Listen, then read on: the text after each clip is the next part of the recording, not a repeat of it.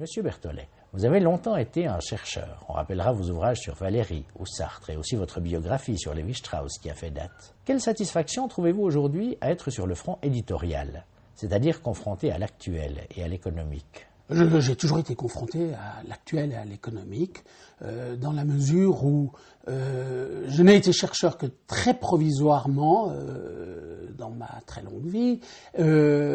Donc j'ai travaillé dans des domaines extrêmement variés en fait. J'ai été lié d'une manière ou d'une autre à l'université assez longtemps, j'ai un peu enseigné.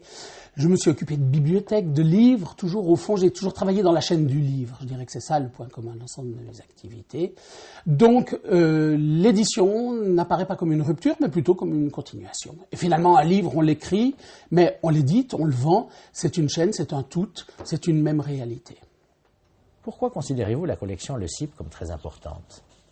Alors je pense que c'est une collection nécessaire parce qu'elle nous rappelle que la littérature ne s'arrête pas au périphérique, d'une certaine manière, que la littérature existe, qu'elle est non pas parisienne, française, provinciale, étrangère, africaine ou autre, mais qu'elle est de langue française et de langue française bonne ou mauvaise. Alors, il y a là, je crois, une congruence très forte qui s'est produite entre la collection Le Cippe et les éditions InFolio, à savoir que les éditions InFolio ont lancé il y a 2 ans une collection de littérature avec exactement cette idée que la littérature bonne, d'où qu'elle vienne, de langue française, d'où qu'elle vienne, méritait publication. Et maintenant, avec Le Cippe, on arrive à une collection qui dit toute littérature de qualité, de langue française, d'où qu'elle vienne, mérite commentaire, présentation, mérite d'être connue, mérite d'être découverte par le plus large public possible. C'est le but des 2 collections.